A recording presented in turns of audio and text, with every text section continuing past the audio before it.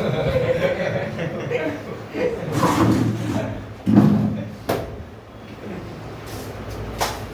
भैया कंटिन्यू करते हैं। आज का टॉपिक है थ्योरीज, कोऑर्डिनेशन कंपाउंड की थ्योरीज। वर्नर थ्योरी और वर्नर थ्योरी तो करा दी थी। क्या था वर्नर थ्योरी में? वर्नर थ्योरी में क्या था? क्या था? कुछ तो था। Good question, you are a good question.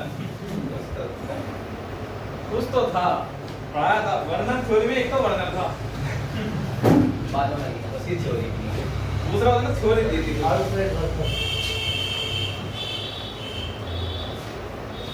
तो बताओ जल्दी क्या बताया वर्नर थ्योरी में? अरे बेसिक सी बात, दो वैलेंसी बताई थी उसने, प्राइमरी वैलेंसी और सेकेंडरी वैलेंसी। प्राइमरी वैलेंसी क्या थी? सेंट्रल मेटल का ऑक्सीडेशन नंबर और सेकेंडरी वैलेंसी क्या थी? Coordination number. बस जितने लिगेंड हो गए वही सेकेंडरी वैलेंसी हो गई, प्राइमरी वैलेंसी उसका ऑक्सीडेशन स्टेट। ठीक है, आज बेटा हम डिस्कस करने वाले हैं very important theory, valence bond theory. क्या डिस्कस करने वाले हैं? DBT, that is your valence bond theory. अब वैलेंस बॉन्ड थ्योरी की जब हम बात कर रहे हैं, बड़ा ही सिंपल सा फंडा। अब देखो, सबसे पहले वैलेंस बॉन्ड थ्योरी पढ़ने से पहले तुम्हें तीन बेसिक बातों के बारे में पता होना चाहिए। वैलेंस बॉन्ड थ्योरी हेडिंग मत डालना, समझ लो बात। वैलेंस बॉन्ड थ्योरी मत डालना, हेडिंग तुम्हें डालनी है हाइब्रिडाइजेशन। क्या हेडिंग डालनी है? हाइब्रिडाइजेशन। काम की बात है, थोड़ा अच्छे समझ लेंगे। ठीक है, हाइब्रिडाइजेशन हेडिंग डालनी है। ठीक है बेटा, हाइब्रिडाइजेशन में क्या होता है? देखो, आपको पता है हर एक ऑर्बिटल अपनी अपनी एनर्जी कैरी करता है। s ऑर्बिटल एक अलग तरीके से कैरी करता है, p ऑर्बिटल की अपनी अलग एनर्जी होती है, d ऑर्बिटल की अपनी अलग एनर्जी होती है। ठीक है, कोऑर्डिनेशन कॉम्प्लेक्स से जब कंबाइन करते हैं, ठीक है, तो हम क्या कह रहे हैं कि उनके ऑर्बिटल्स आपस में कंबाइन कर रहे हैं। उनके ऑर्बिटल्स आपस में कंबाइन कर रहे हैं। उनके ऑर्बिटल्स आपस में कंबाइन करके हाइब्रिड ऑर्बिटल्स बना रहे हैं। कैसे? हाइब्रिड ऑर्बिटल्स बना रहे हैं। और हाइब्रिड ऑर्बिटल्स में एनर्जी रीडिस्ट्रीब्यूट हो जाती है इक्वली। हाइब्रिड ऑर्बिटल्स में एनर्जी रीडिस्ट्रीब्यूट हो जाती है इक्वली। जैसे कि समझो, अगर एक s ऑर्बिटल और एक p ऑर्बिटल कंबाइन करा, ठीक है, तुम्हारे अकॉर्डिंग s के पास एक शेल होता है और p के पास तीन शेल होते हैं। p के पास px, py, pz, पता है? अगर एक s और एक p कंबाइन करता है, यानी कि एक s और एक p ऑर्बिटल कंबाइन करा है, एक s एक p का मतलब ये है। एक s एक p का मतलब है कि एक का s का शेल कंबाइन करा है और एक p का ऑर्बिटल कंबाइन करा है, यानी कि sp कंडीशन हुई है। तो यहाँ पे एनर्जी देखो, पहले क्या, पहले कुछ भी हो सकती थी, पहले वो कुछ भी हो सकती थी। अब एनर्जी इक्वली डिस्ट्रीब्यूट होगी, यानी कि 50% एनर्जी होगी s की और 50% एनर्जी होगी p की। इसको हम अब जो नया ऑर्बिटल बनेगा बेटा, कितना ऑर्बिटल कंबाइन करे? दो, एक s का एक p का, दो ऑर्बिटल कंबाइन करे तो दो हाइब्रिड ऑर्बिटल बनेंगे। दो हाइब्रिड ऑर्बिटल बनेंगे, यानी कि आपके पास दो sp ऑर्बिटल बनेंगे। आपके पास दो sp ऑर्बिटल बनेंगे। बात समझ में आ गई? इन चीजों को बोलते हैं हम हाइब्रिड ऑर्बिटल, और इस प्रोसेस को बोलते हैं हाइब्रिडाइजेशन। क्या बोलते हैं? हाइब्रिडाइजेशन। बड़ी ही बेसिक सी चीज थी, क्लास 11 में चैप्टर 4 में केमिकल बॉन्डिंग में पढ़ी थी। नहीं पढ़ी थी, अब तो बात रही क्लास 11 चली गई। खैर छोड़ो, हाइब्रिडाइजेशन हमें वहां से उठानी है। क्यों? क्योंकि जब आप डीबीटी पढ़ोगे तो आपको यही बताया जाएगा कि आपके जो कोऑर्डिनेशन कॉम्प्लेक्सेस हैं वो कंबाइन करके नए ऑर्बिटल बनाते हैं, जिनमें जो इलेक्ट्रॉन्स है उनका अरेंजमेंट हो जाता है और वहां पे एनर्जी भी थोड़ी सी रिडिस्ट्रीब्यूट हो जाती है। अब लिगेंड्स के बेसिस पर दो तरह के लिगेंड हैं, एक होते हैं स्ट्रॉन्ग लिगेंड, एक होते हैं वीक लिगेंड। स्ट्रॉन्ग लिगेंड क्या करेंगे बेटा? मैंने आपको एक एग्जांपल दिया था कि वो रूम से भगा देते हैं। 3 लोगों को बताया था ना कि वो रूम से भगा दिया और उनकी जगह ऑक्यूपाई कर ली। जैसे कि CN एक स्ट्रॉन्ग लिगेंड है। तो जितने, अगर रूल्स के अकॉर्डिंग हर एक ऑर्बिटल में एक इलेक्ट्रॉन होता है, जब तक हर एक ऑर्बिटल में एक इलेक्ट्रॉन नहीं जाएगा तब तक दूसरा इलेक्ट्रॉन फिलिंग नहीं हो सकती। ये रूल था। CN ने इस रूल को थोड़ा चेंज कर दिया, पीछे जगह है, पीछे चले जाओ। तो इलेक्ट्रॉन्स की बैक बॉन्डिंग करा दी, इलेक्ट्रॉन्स की कि जब पीछे वाले कमरे में जगह है, एक कमरे में एक क्यों है, दो जाओ। ठीक है, बैक बॉन्डिंग करा देते था। तो वहां पर अलग तरह की हाइब्रिडाइजेशन मिलेगी, और जहां पर नहीं होगा वहां पर दूसरी तरह की हाइब्रिडाइजेशन मिलेगी। तो अब ये हाइब्रिडाइजेशन वाले कॉन्सेप्ट पर हम पूछते हैं, उससे पहले हमें हाइब्रिडाइजेशन समझना जरूरत है, इसलिए आपको हाइब्रिडाइजेशन समझा रहा है। तो समझ में आ गया, दो ऑर्बिटल्स कंबाइन करते हैं, पहले अलग अलग एनर्जी रहते हैं, बाद में कंबाइन करने के बाद हाइब्रिड ऑर्बिटल्स बन जाते हैं इक्वल एनर्जी के। क्या बन जाते हैं? हाइब्रिड ऑर्बिटल्स इक्वल एनर्जी के। इसमें कोई डाउट है? इसी को बोलते हैं हाइब्रिडाइजेशन। क्या बोलते हैं? काफी सारी तरह की हाइब्रिडाइजेशन है। सबसे पहले बात करते हैं sp की। किसकी? कितने ऑर्बिटल्स हैं? 2। शेप कैसी होगी? लीनियर। शेप कैसी होगी? लीनियर। और एंगल होगा आपका 180 डिग्री।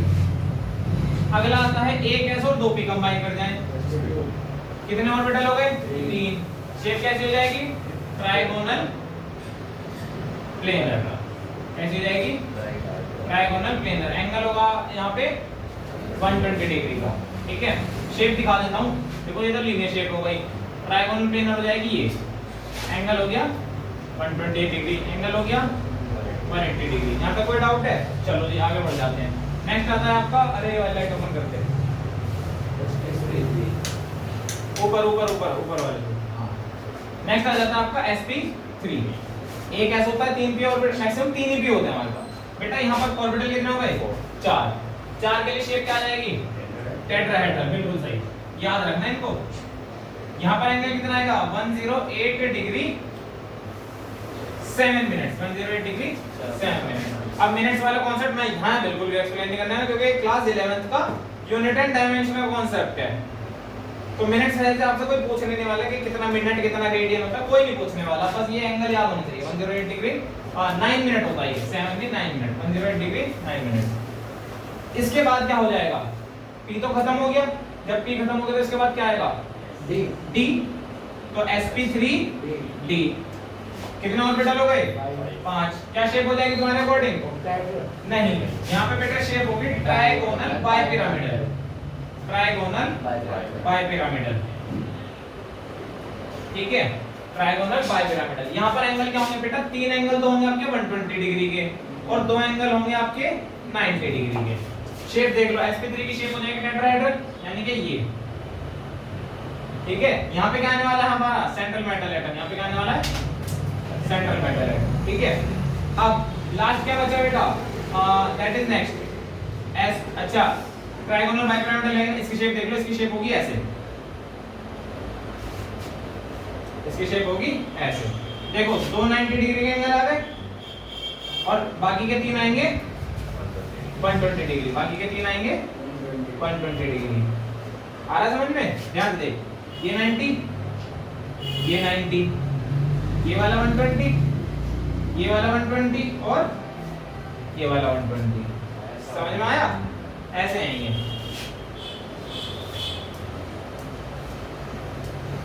ध्यान से देख लो, ऑर्गेनिक में भी काम आने वाली है। बेटा आप पास कराओगे, व्हाट्सएप काम कर लो। सब ऐसे भी हो रहा है? ये तो सोचा ही नहीं था, ये तो कुछ और ही हो बंदे भी ना डॉक्टर से। Next is sp3d2। तो किधर जो मैच है ऊपर मंगाया हुआ ये तो खिलाएंगे हम 2 मिनट ना।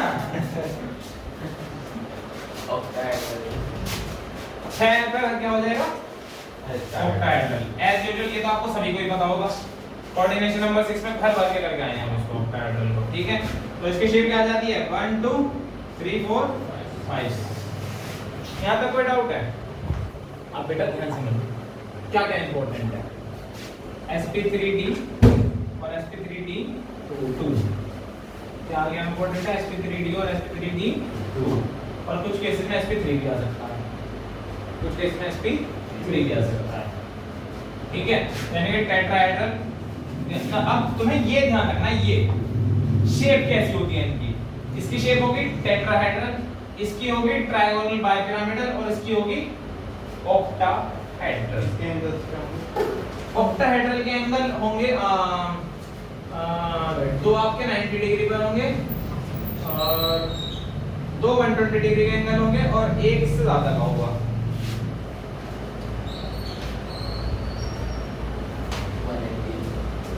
अरे नहीं नहीं नहीं नहीं, ऑक्टाहेड्रल के सारे एंगल 90 डिग्री होंगे, 90 डिग्री होंगे सारे एंगल, क्योंकि ये दो प्लेन में एक्सिस्ट करता है। ये दो प्लेन में एक्सिस्ट करता है। एक तो ये ऐसे, अच्छा ठीक है, और एक ये ऐसे पीछे को निकल रहा है, डायमंड शेप है बेसिकली, ठीक है। ऑक्टाहेड्रल का ये वाला सीन। आकाश टेस्ट कर रहा हूं मैं क्या भैया को याद है नहीं है क्या, थोड़ा बहुत याद है, कल फिर निकल जाए दिमाग से। क्लास 11 तो हम पढ़ाई ना दे, 11 तो भटक गए, 11 तो चक्कर में मेरी 11 तो भटक गई, और मैं ऐसे याद कर लेता हूँ कि हाँ 11 में ये पढ़ा था। खैर छोड़ो, आगे बढ़ते हैं, जल्दी से नोट डाउन कर लो फटाफट से, इंपॉर्टेंट डेटा सारा का सारा हमारे पास।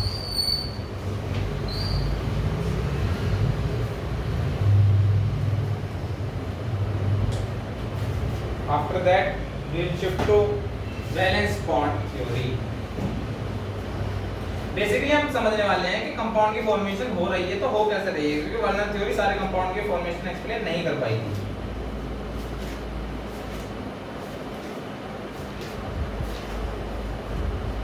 बहुत ही सारे कॉम्प्लेक्स हैं।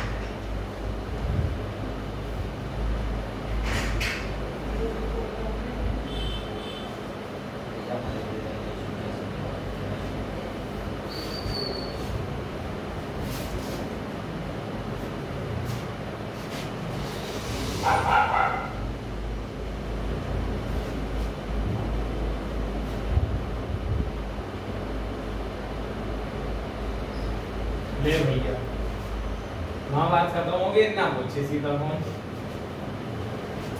तो बेटा का सवाल है, बड़ा ही बीटा क्वेश्चन है ये। हम यहाँ पे प्रोग्राम लॉन्च कर चुके हैं, ये बीटा टेस्टिंग के सवाल पूछ रहे हैं। इनका सवाल है कि हाइब्रिडाइजेशन कैसे निकालते हैं, ठीक है। तो बड़ा ही बेसिक सा आंसर है, जितने बॉन्ड पेयर हो, number of bond pair plus lone pair gives you the hybridisation. अगर दो बॉन्ड पेयर है, जीरो लोन पेयर है, तो हाइब्रिडाइजेशन इसमें नया ऑर्बिटल ऐड होता है, कुछ नहीं ऐड होता, फर्क सिर्फ होता है या तो सारे ऑर्बिटल फिल्ड होंगे या किसी ऑर्बिटल की जगह अनपेयर्ड इलेक्ट्रॉन आ जाएगा, किसी पेयर की जगह अनपेयर्ड इलेक्ट्रॉन आ जाएगा, वहां पे आपकी बॉन्डिंग चेंज मतलब आपकी शेप चेंज हो जाएगी, ठीक है। हालांकि हमारे केस में शेप चेंज नहीं होने वाली है, हम ऑर्गेनिक में जाकर डिस्कस करेंगे जब शेप चेंज होती है तब क्या करेंगे। इसलिए तो मैं कह रहा हूँ ऑर्गेनिक के में तो बहुत सारी चीज है, क्लास 11th को पूरी ऑर्गेनिक वहीं आ रही है, 12th में पूरा पूरा स्टार्टिंग से रिवाइज करेंगे।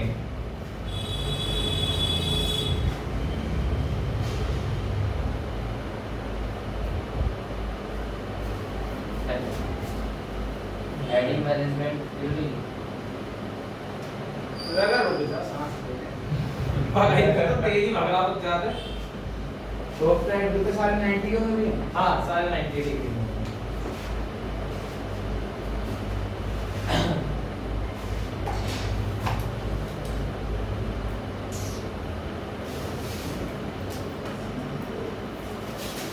टीवी बनाने वाले। अब देखो एक काम करने वाले हैं, वैलेंस बॉन्ड थ्योरी के जो जिनके 5-6 पोस्टुलेट है वो तो मैं अलग से लिखवा दूंगा, ताकि अगर वैलेंस बॉन्ड थ्योरी लिखने के लिए आए तो तुम छाप दो, पर समझने के लिए अलग तरीके से समझेंगे वैलेंस बॉन्ड थ्योरी, ठीक है। क्योंकि थ्योरी समझने एक अलग बात है, लिखना एक अलग चीज है। समझ के तुम कॉम्प्लेक्स जितने भी आएंगे बनाने वाले, उनके हाइब्रिडाइजेशन पूछ जाएगा, उनका मैग्नेटिज्म पूछ जाएगा, सब बता दोगे, ठीक है। और ये जो जिनके 5-6 पोस्टुलेट रटने वाले, ये अलग से लिखवा दूंगा, उसमें प्रॉपर हेडिंग दिलवा दूंगा वैलेंस बॉन्ड थ्योरी। फिलहाल तुम यहाँ पे बीबीटी लिखकर इंपॉर्टेंट डेटा लिख दो, हेडिंग डालो बीबीटी और इसमें लिख दो इंपॉर्टेंट डेटा।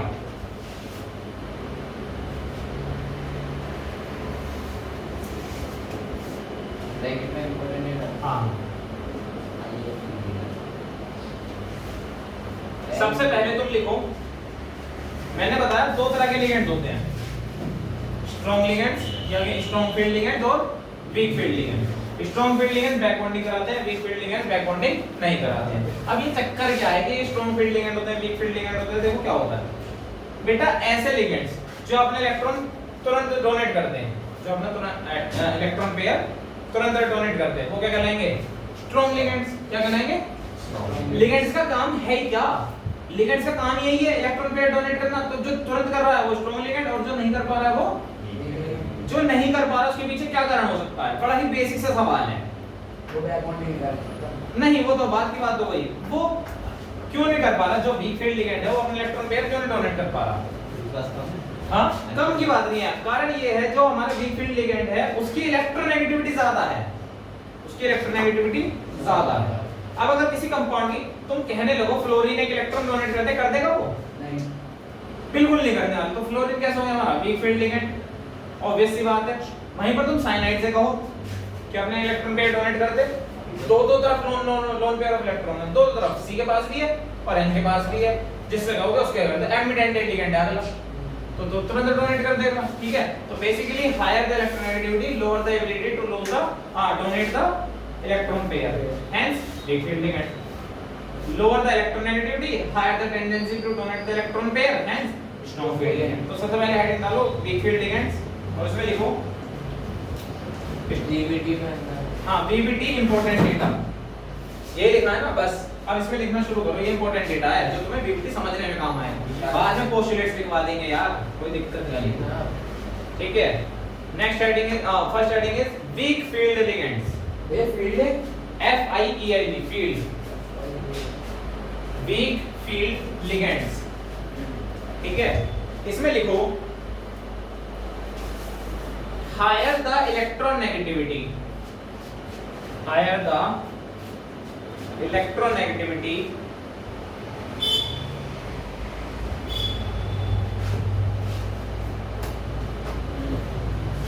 मैं फोन बोल रहा हूं ना मैं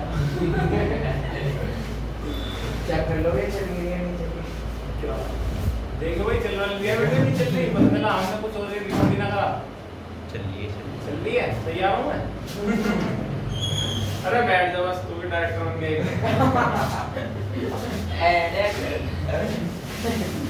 लिखिए वीक फील्ड लिगेंड में higher the electronegativity comma lesser will be the tendency to donate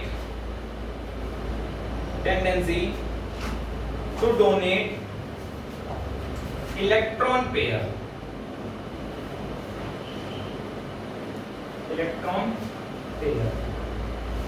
comma such ligands are called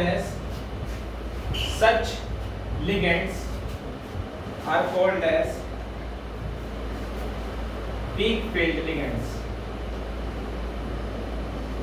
अरे वीडियो स्किप मत करो, तुम भी लिख लो, तुम्हारे लिए भी हो रहा है और रिलीज ले चल रहा है जो क्लास में। और ये सोचो बाद में नोट्स में से लिख लोगे।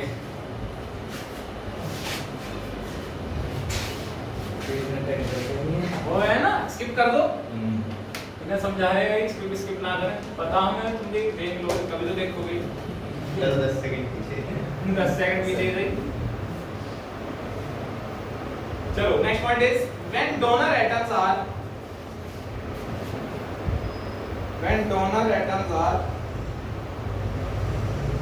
halogens, oxygen and sulfur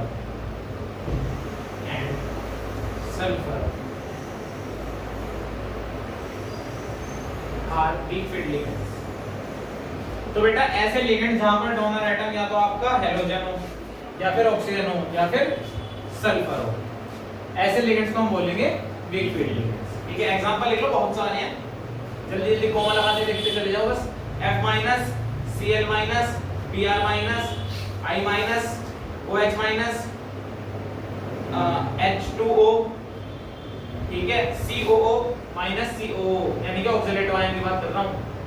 C2O4 समझ गए ना कैसे बनता है? COO minus bond COO minus, ऐसे COO minus bond COO minus oxidative ion है C2O4 2 माइनस। ठीक है, अगला है HCN, नेक्स्ट है H2 माइनस और नेक्स्ट है NO2 H2 minus S2 minus S में S है, फिर क्या बेस कर H2 माइनस में NO2। ठीक है, चलिए नेक्स्ट हेडिंग है स्ट्रॉन्ग फील्ड लिगेंड। जितना अच्छे से आइडेंटिफाई कर दोगे उतना ही बढ़िया तरीके से कॉम्प्लेक्स बना पाओगे, उतना ही सही ज्योमेट्री बता पाओगे। स्ट्रॉन्ग फील्ड लिगेंड लिगेंड के उससे भी तो वो चेंज होती है कि ज्योमेट्री क्या लिगेंड लिगेंड के नंबर के बेस पर चेंज होती है, वैसे थोड़ी चेंज होगी। लिगेंड के नंबर के बेसिस पर चेंज होती है ज्योमेट्री। तो तभी तो बता देना पहले ही कि कितने लिगेंड जॉइन कर रहे हैं। चलो इसमें लिखिए lower the electronegativity, lower the electronegativity comma higher will be the lower the electronegativity comma higher will be the tendency, higher will be the tendency to donate electron, to donate electron, ठीक है, to donate electron। और strong Such ligands are called strong ligands. Such ligands are called strong ligands.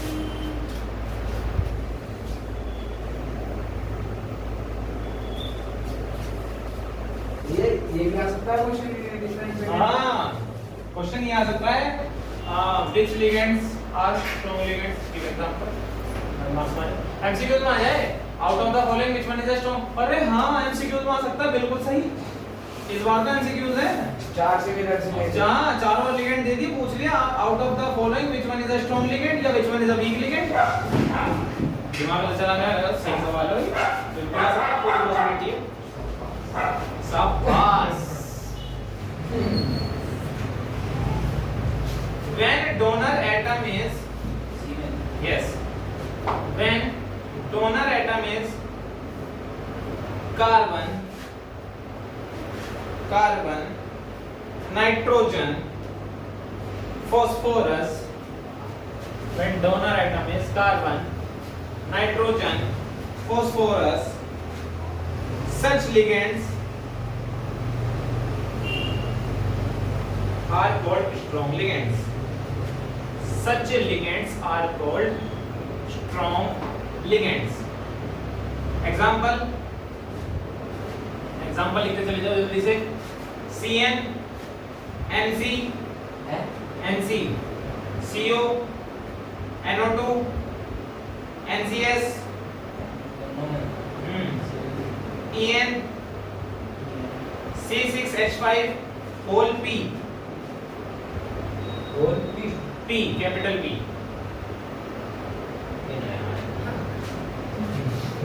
C6H5 पे phosphorus group attach है, C6H5 whole P लिख दो। अरे bracket का open bracket close समझ लो, मैंने होल P बोल दिया। हाँ ये ठीक है। इसमें लिखिए एक इंपॉर्टेंट पॉइंट है, CN, NO2 and CO, CN, NO2 and CO। बेटा ध्यान रखना, जो ऊपर वाले में NO2 लिखवाया है वहां पे O की बात चल रही है, जब O डोनेटिंग एटम है, और जब स्ट्रॉन्ग लिगेंड में बात चल रही है तो वहां पे N है। जब वीक में बात चल रही है तो NO2 में O डोनेट कर रहा है, और जब स्ट्रॉन्ग में बात चल रही है तो NO2 में N डोनेट कर रहा है। NO2 is ambient ligand, remember. एक टाइम पर कोई एक साइड पार्टिसिपेट कर दिया, तो जब ऑक्सीजन पार्टिसिपेट कर रहा होगा एज अ डोनेटिंग एटम तो वीक फील्ड लिगेंड बन जाएगा, और जब नाइट्रोजन पार्टिसिपेट कर रहा होगा एज अ डोनेटिंग एटम तो स्ट्रॉन्ग फील्ड लिगेंड बन जाएगा। अब बेटा हमें कैसे पता चलेगा कि NO2 जुड़ा हुआ है या ONO जुड़ा हुआ है? मैंने तुम्हें पहले बताया था, वो अगर कॉम्प्लेक्स भी है ना तो कॉम्प्लेक्स के अंदर भी वो साफ साफ मेंशन करेंगे। कैसे? या तो वो लिखेंगे ONO, ठीक है, वरना वो स्ट्रेट फॉरवर्ड क्या लिख देंगे NO2। आई बात समझ में? क्लियर कट होने वाला है, उसमें कोई इंट्रोडक्शन मतलब कोई कंफ्यूजन वाली बात नहीं है ना, वो सोचने वाली बात है। ये समझ में आ गया? चलो जी लिखिए CN, NO2 and CO are strong ligands, ठीक है। Next point, in complex of cobalt, in complex of cobalt NH3 is a strong ligand. In complex of cobalt, NH3 is a strong ligand. In complex of cobalt, NH3 is a strong ligand. ठीक है? इसमें कोई doubt है? इन complex of cobalt ऐसे complexes जहां पर cobalt central metal atom होगा, उन कॉम्प्लेक्सेस में अगर NH3 आता है तो वो कैसे बिहेव करेगा? Strong ligand, otherwise it is a week field ligand. ठीक है,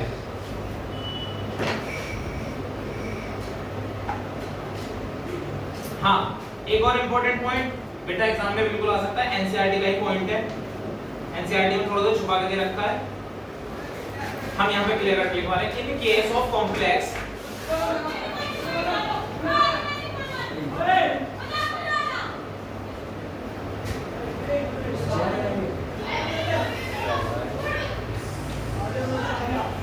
in complex of PtCl4 minus In case of complex Pt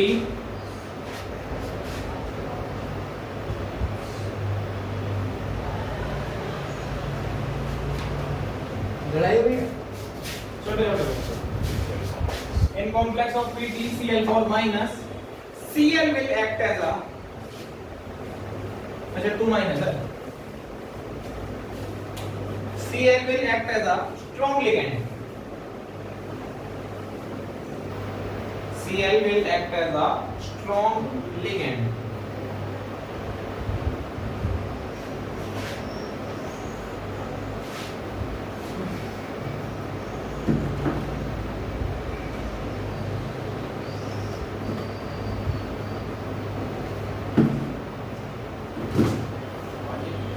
due to large size,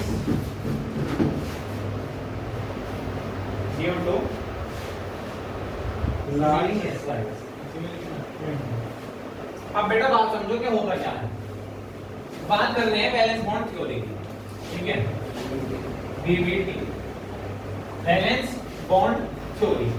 देखो नाम से तुम थोड़ा बहुत समझ सकते हो, ये थ्योरी वैलेंस बॉन्ड के बेसिस पर है, किसके बेसिस पर, वैलेंस बॉन्ड के बेसिस पर। अब ये वैलेंस बॉन्ड क्या होता है बेटा, आउटर मोस्ट ऑर्बिटल जो आपका वैलेंस शेल होता है, वहां पर जो भी बॉन्डिंग हो रही है उसके बेसिस पर ये थ्योरी है। ये थ्योरी क्या बताती है, ये थ्योरी बताती है आपको कॉम्प्लेक्स की ज्योमेट्री, क्या बताती है, कॉम्प्लेक्स की ज्योमेट्री। कॉम्प्लेक्स में भी तुम कॉम्प्लेक्स की ज्योमेट्री बताते हो, सेंट्रल मेटल एटम की ज्योमेट्री बताते हो, हम बताते हैं सेंट्रल मेटल एटम की ज्योमेट्री, इसकी ज्योमेट्री। साथ ही साथ ये थ्योरी आपको मैग्नेटिक नेचर या बिहेवियर भी बता सकती है, मैग्नेटिक नेचर या फिर जिसको आप बोल सकते हो बिहेवियर ऑफ, किसका बता सकती है, सेंट्रल मेटल एटम का, क्योंकि यही तो मेटल है, जो बाकी दूसरे पार्टिसिपेटिंग लिगेंड्स है वो क्या है, नॉन मेटल, वो उनमें से कोई मेटल है क्या, जो हमारे लिगेंड्स जो इलेक्ट्रॉन पेयर डोनेट कर रहे हैं वो सब क्या है, नॉन मेटल। तो मैग्नेटिक प्रॉपर्टी किसके पास होगी, हमारे सेंट्रल मेटल एटम के पास। कोई डाउट है इसमें, कैसा है डिब्बा सा बोल रहे हैं, तेरा बल्ब भी सब फ्यूज हो गया क्या, देखो ध्यान दो, वैलेंस सेल में बॉन्डिंग हुई, वैलेंस शेल में बॉन्डिंग हुई, बॉन्डिंग का मतलब किस बेसिस पर कैसा बॉन्ड बन रहा है, यहाँ पर कोऑर्डिनेट बॉन्ड बन रहा है, कैसा बॉन्ड बन रहा है, कोऑर्डिनेट, यानी कि एक लिगेंड आता है अपना लोन पेयर डोनेट करता है, अपना जिसको हमारा मेटल एटम एक्सेप्ट कर लेता है, इस तरह की बॉन्डिंग को हम बोलते हैं कोऑर्डिनेट बॉन्ड। क्या बोलते हैं, जब ये बॉन्डिंग हो रही है वैलेंस शेल में, ठीक है, तो उसके बेसिस पर हमारे कॉम्प्लेक्स की शेप बनती है, उसके बेसिस पर हमारे कॉम्प्लेक्स की शेप बनती है, ठीक है। वो शेप हाइब्रिडाइजेशन के बेस पर बताते हैं, किसके बेस पर, हाइब्रिडाइजेशन के बेस पर, ठीक है। तो वो हमको कहां से पता चल जाती है, VBT से। कहां से पता चल जाती है, VBT से, ठीक है, क्योंकि VBT हमको ये बता देती है कि आपका जो स्ट्रॉन्ग फील्ड लिगेंड था या वीक फील्ड लिगेंड था, उसने सारे इलेक्ट्रॉन कहां डोनेट करे, सारे इलेक्ट्रॉन कहां डोनेट करे। और साथ साथ VBT आपको इसका मैग्नेटिक नेचर भी बता देती है, मैग्नेटिक। जनरली टेट्राहेड्रल और ऑक्टाहेड्रल कॉम्प्लेक्सेस फॉर्म होते हैं, जनरली टेट्राहेड्रल या फिर ऑक्टाहेड्रल, आसान सी बात है। अब ऑक्टाहेड्रल कॉम्प्लेक्सेस में कोऑर्डिनेशन नंबर होने वाला है 6 और टेट्राहेड्रल में कोऑर्डिनेशन नंबर होने वाला है 4।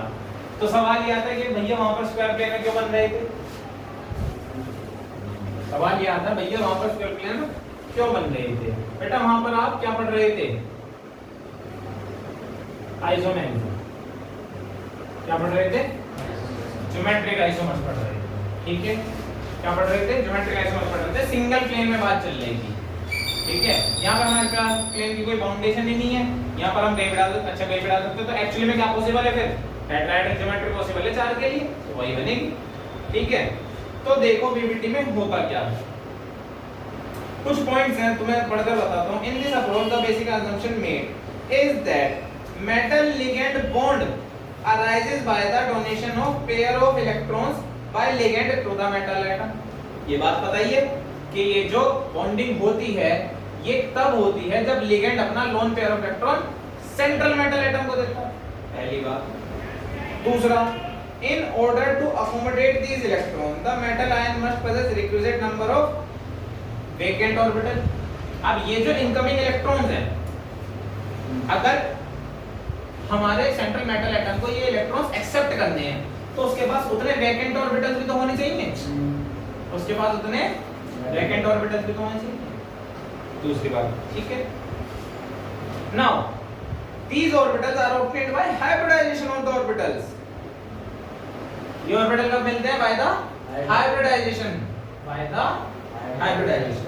हाइब्रिडाइजेशन में क्या होगा? नए ऑर्बिटल्स बनेंगे इक्वल एनर्जी के, नए ऑर्बिटल्स बनेंगे इक्वल एनर्जी के, ठीक है जी। Hybridization of the orbitals of metal atom to give a set of hybrid orbitals of equal energy, same बात लिखी हुई है।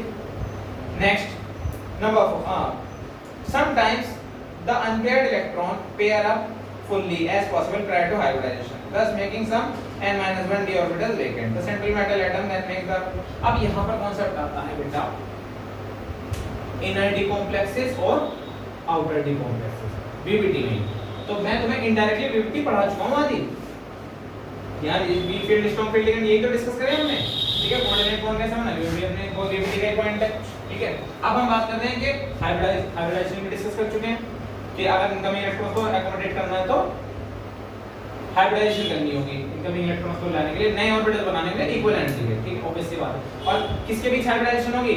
अरे सेंट्रल मेटल एटम के ही बीच, मतलब सेंट्रल मेटल एटम के ही ऑर्बिटल्स के बीच हाइब्रिडाइजेशन होगी, सेंट्रल मेटल एटम के ही ऑर्बिटल्स के बीच हाइब्रिडाइजेशन होगी। कारण पता होना चाहिए ना क्यों होगी, खुद सोचो। डी ब्लॉक है बहुत ज्यादा एनर्जी के, डी ब्लॉक है।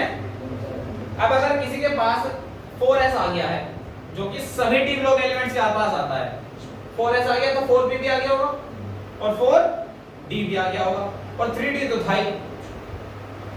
तो d वाले ऑर्बिटल्स की तो एनर्जी सेम है, d वाले ऑर्बिटल्स की एनर्जी सेम है, पर s और p का क्या, उनकी तो एनर्जी अलग है ना। s की शेप स्फेरिकल है, उसकी एनर्जी अलग चलती है। p की शेप कैसी है? डंबल, उसकी शेप अलग है, मतलब उसकी एनर्जी अलग है। तो ऐसा हो सकता है कि एक रिश्तेदार को तक ठहरा दे एकदम फुल वीआईपी कमरे में, एसी भी है, टीवी भी है, एलईडी स्क्रीन सब वहीं, और एक को बैठा दिया ना पंखा ना बिजली ना कुछ, स्टोर रूम में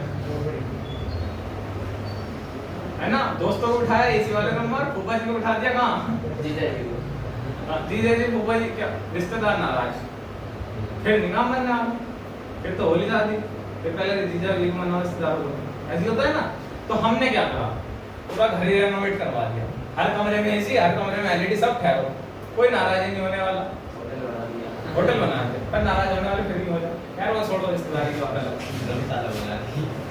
वो तो गुस्सा तो ना। और जब तक इंडियन फैमिली में शादी हो और घर में लड़ाई ना हो, फील नहीं आता है शादी हो रही है। रात को एक दो बार किसी के ऊपर पैर में रखा जा, क्या ही शादी, गुजरात में इसका कम बना के दिया है। हां, साइड में इसका दूसरे वाले जीजा बैठा था, उसे तो भर भर के पिलाया जा रहा, हमसे दुश्मनी निकाल ले जा, पता नहीं क्या हमने इसकी मेहनत नहीं करी, इनकी एक चम्मच में ले ली। तो व्हाटएवर इट इज, यार वो सब की बात छोड़ते। तो हमने क्या करा, सारे ऑर्बिटल्स को कंबाइन करा और हाइब्रिड ऑर्बिटल्स बनाए। कैसे? हर ऑर्बिटल की सेम एनर्जी। तो अब तो कितने डाल दो, हाइब्रिड ऑर्बिटल करने ना, सबके पास सेम एनर्जी है, तो इनकमिंग इलेक्ट्रॉन सब में यूनिफॉर्मली डिस्ट्रीब्यूट होगा। अब समझ में आया हाइब्रिडाइजेशन के काम होता है, इसलिए हम हाइब्रिडाइजेशन करते हैं। अब हाइब्रिडाइजेशन होने के बाद अब घड़ी मत ना देखो, अब ना देखो नहीं टांग तोड़ दूंगा। आज तो सेशन भी रिकॉर्ड हो रहा है, आज कोई दिक्कत नहीं है, अगर भूल गए वीडियो चला के देख लेना दोबारा, ठीक है। आप तो सेशन भी रिकॉर्डिंग में चल रहा है, दोबारा देख लेना और 1.5x पे देखना, जहां जीजा जी वाली बात है स्किप कर देना, इसके तो बेनिफिट बहुत है। ऊपर से डेट डाल दूंगा, वीबीटी और डेट क्या है 23 सितंबर 2020, सर तुरंत सर्च करते मिल जाएगा, ठीक है। नेक्स्ट थिंग, तो अब होता क्या है, कभी कभी देखो जो स्ट्रॉन्ग लिगेंड्स है वो इलेक्ट्रॉन्स की क्या करा सकते हैं, तो वो तो सारे ऑर्बिटल्स ऑक्यूपाई कर सकते हैं अच्छे से, पर कभी कभी हो सकता है कि एक दो इलेक्ट्रॉन पीछे रह जाए या वीक फील्ड लिगेंड आ जाए। क्या आ जाए, वीक फील्ड लिगेंड। अब वो तो बैकवर्ड नहीं करा ही नहीं सकते, वो तो भैया शरीर से रिश्तेदार है, जो उनसे कमरे में कहते हैं वहां जाकर उठना है, सिर दे नहीं दिखा रहे ना करे मेरे भाई रात को सोने को कमरा दे तो हमें, ये तो हमारी मैसेज कह गए इसलिए हम आ भी रहे, वरना हम तो आते भी नहीं हमें तो बस रात काटनी है ना जैसे ओ बड़ा एहसान हो गया और ठीक, तो हमें मैसेज कह गए इसलिए हम आ गए, वरना हम तो बेचारे शरीर से रिश्तेदार है, वीक फील्डिंग है, वो नहीं कहती तुम बैकवर्ड नहीं करो, बैकवर्ड रूम दे दो हमें तो बस। तो किसी किसी केस में इनर डी यानी कि 3D वाला ऑर्बिटल यूज होगा, किसी किसी केस में यानी कि 3D वाला यूज हो रहा है, और किसी किसी केस में 4D यूज हो रहा है, किसी किसी केस में 4D। तो अगर अंदर वाला 3D यूज हो रहा है तो बनेंगे इनर डी कॉम्प्लेक्सेस, क्या बनेंगे, और अगर बाहर वाला यूज हो रहा है तो बनेंगे आउटर डी कॉम्प्लेक्सेस, क्या बनेंगे, आउटर डी कॉम्प्लेक्सेस। और कॉम्प्लेक्सेस के बेसिस पर ही आप हाइब्रिडाइजेशन में कैलकुलेट कर सकते हो। अगर इनर डी वाले इन्वॉल्व होंगे तो हाइब्रिडाइजेशन आपकी जा सकती है DsP3, अंदर वाला डी आया है ना, DsP3 हो गई, या फिर D2sp, ये भी हो सकती है, D2sp2 ये भी हो सकती है, D2sp3, डिपेंड करता है आपके कितने लिगेंड्स इन्वॉल्व हो रहे हैं, कैसे जरा समझो। तो हम बात करने जा रहे हैं इनर डी कॉम्प्लेक्सेस और आउटर डी कॉम्प्लेक्सेस की। बेटा इनर डी कॉम्प्लेक्सेस जब बनते हैं जब स्ट्रॉन्ग फील्ड लिगेंड आते हैं, जब, और ये लो स्पिन कॉम्प्लेक्स होते हैं, ये लो स्पिन कॉम्प्लेक्स होते हैं, ठीक है। आउटर डी कॉम्प्लेक्सेस जब बनते हैं जब वीक फील्ड लिगेंड होते हैं, ये हाई स्पिन कॉम्प्लेक्सेस होते हैं, ठीक है। अब ये लो स्पिन हाई स्पिन तो फिलहाल छोड़ते हैं, ये समझते हैं अगर स्ट्रॉन्ग फील्ड लिगेंड तो इनर डी और वीक फील्ड लिगेंड तो आउटर डी। कैसे है भैया, हमें समझा दो एक बार, तो उर्दू में समझा दो बेटा। एक मैंने कंपाउंड लिया है CONH3 होल 6 3+, CONH3 होल 6 3+। अब बेटा देखो क्या मैंने कहीं पे तुम्हें NH3 लिखवाया, अगर ना लिखवाता ना तो ये स्ट्रॉन्ग में था ना ही ये वीक में था, और पहला सवाल ये HP का आ गया। NCERT में कहीं नहीं मेंशन है, पर पहला कॉम्प्लेक्स ही देखो क्या दिया तुम्हें, तो किताब भी खेलती है, इसलिए किताब को पूरा पढ़ना पड़ता है। NCERT कहने के लिए कि वाकई में लैंग्वेज आसान है, पर वो जब आसान है जब तुम वाकई में पूरी नॉलेज गेन करते हो। क्या बताओ, कोबाल्ट के कॉम्प्लेक्स नहीं आया पहला, और कोबाल्ट के कॉम्प्लेक्स में अमोनिया नहीं आया, कुछ भी आ सकता था, CN भी आ सकता था, SCN भी आ सकता था, कुछ भी आ सकता था। कोबाल्ट का कॉम्प्लेक्स आया, क्या आया, NH3। तो हमें पता, हमने पढ़ लिखा हुआ कोबाल्ट के केस में NH3 is a strong field ligand. कैसे निकालना है बेटा, देखो दो चीजें कैलकुलेट करनी होती है आपको, ग्राउंड स्टेट और एक्साइटेड स्टेट। ग्राउंड स्टेट और ग्राउंड स्टेट में बात करें, कोबाल्ट एटॉमिक नंबर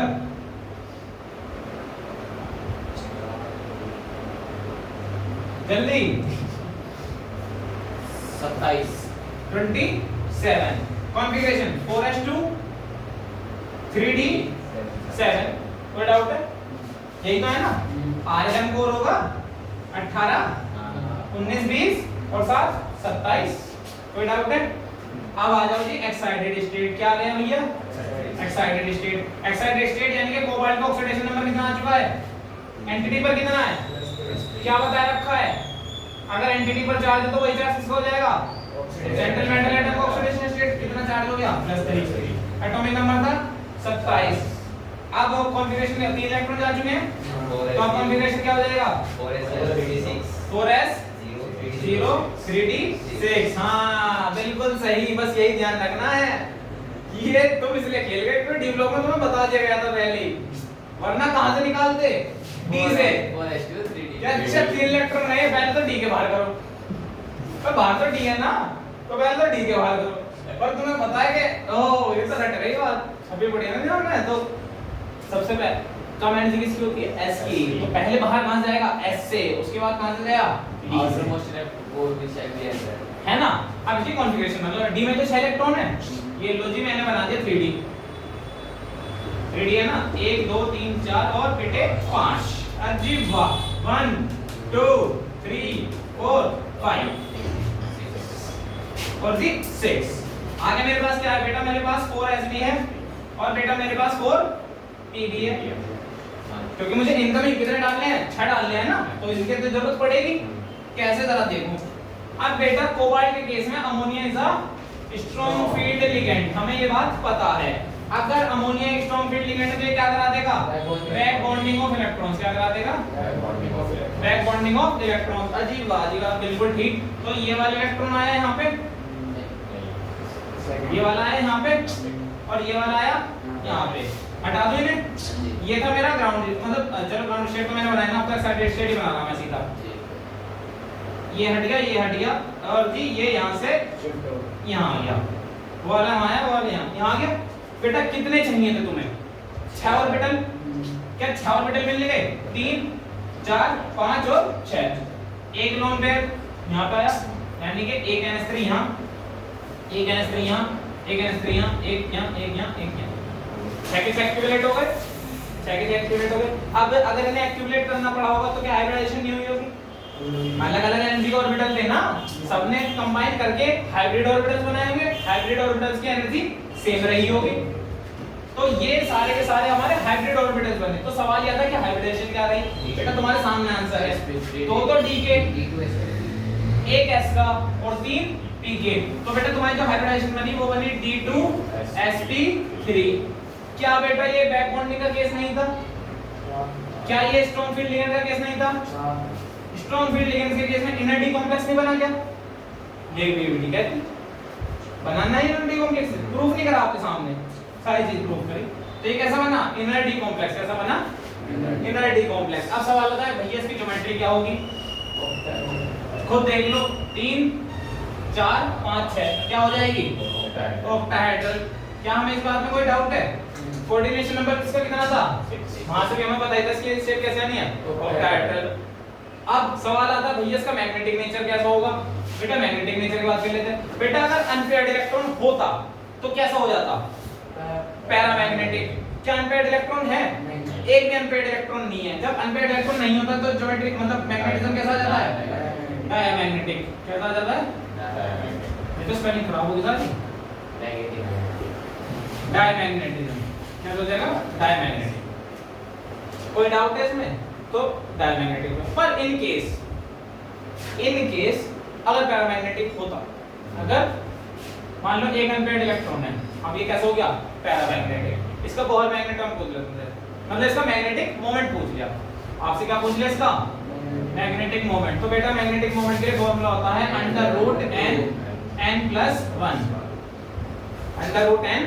√n+1। अगर एक अनपेयर्ड इलेक्ट्रॉन है तो लग गया एक, n क्या है, नंबर ऑफ अनपेयर्ड इलेक्ट्रॉन, एक है जी। यहाँ पे 1+1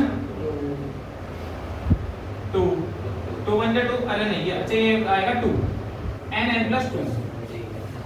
ये आता है n+2 ऑफ बोहर मैग्नेट्रॉन। ठीक है, बोहर मैग्नेट्रॉन यूनिट है, बताया तुम्हें, मैग्नेटिक कार्बन मार्क की कितने कैलकुलेट कर चुके हैं ऑलरेडी, 2। तो 2+1 3, 3 1 जा 3, तो √3 आ गया। मैग्नेटिक मोमेंट कितना आ गया, √3। सॉल्व कर दोगे तो 1.714 बोहर मैग्नेट्रॉन। इतना ही सॉल्व करना होता, तुम्हें एस्टिमेट से आगे जाना होता। अगर यहाँ पे 2 हो जाएंगे तो तुम्हें, अब समझदार हो, तुम्हें पता है ये सारे ऐसे वाले नंबर आने वाले, कैसे देख लो।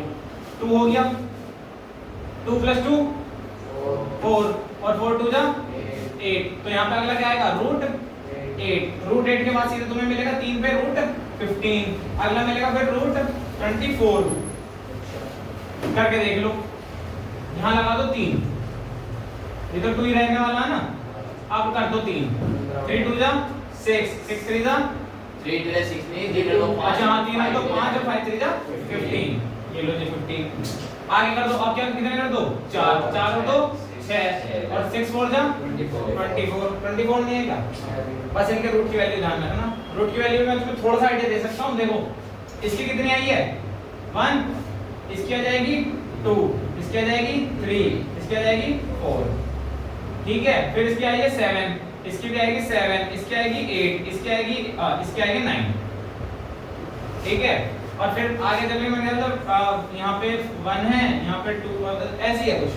ये याद करना है, बेसिक से मैं करता हूं, मैंने भी ट्राई करा था। तभी से विषय इंटरव्यू पॉइंट के बाद एक दो हां पॉइंट के बाद एक दो नंबर ही चाहिए होते हैं, तुम्हें ज्यादा नहीं चाहिए होता। और अगर एमसीक्यूज में सवाल आया जो कि आने वाला है, कॉम्प्लेक्स दे देंगे, अगर तुमने प्रैक्टिस कर ली, क्या मुझे बताओ 1 मिनट से ज्यादा लगेगा सवाल में?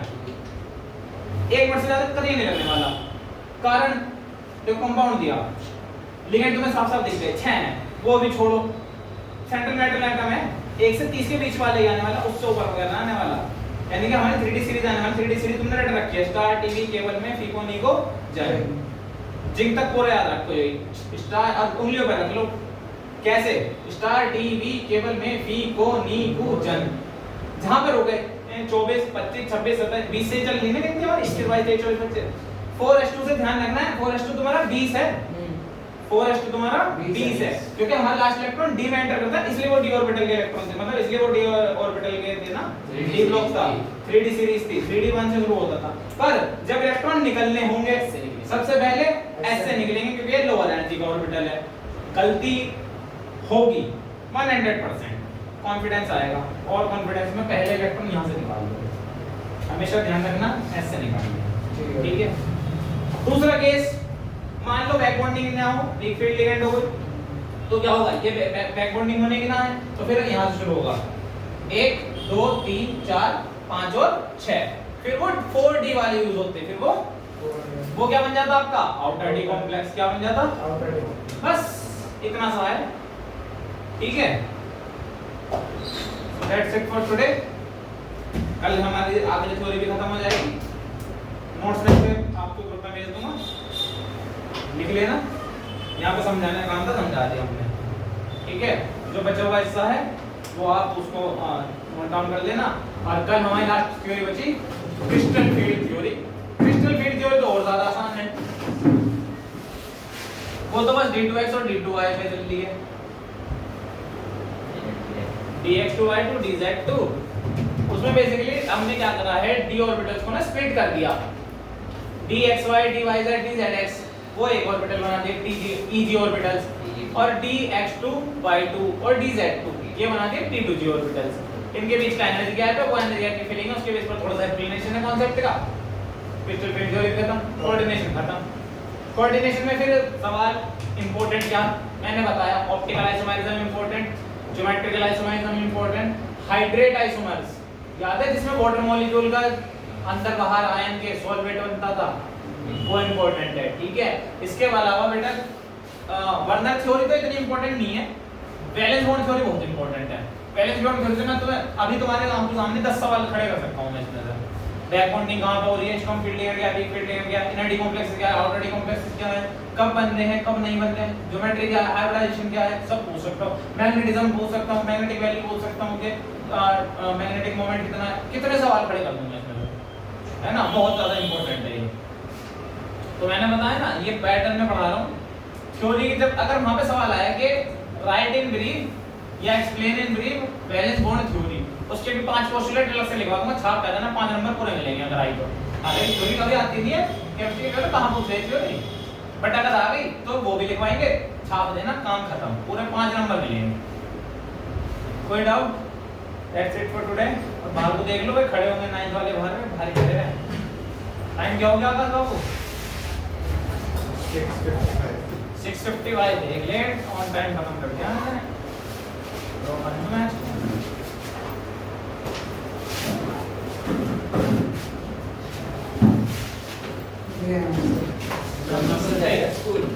कल मैं पूछने वाला था यार, लाइक एंड सब्सक्राइब करें। क्योंकि कल सैटरडे है।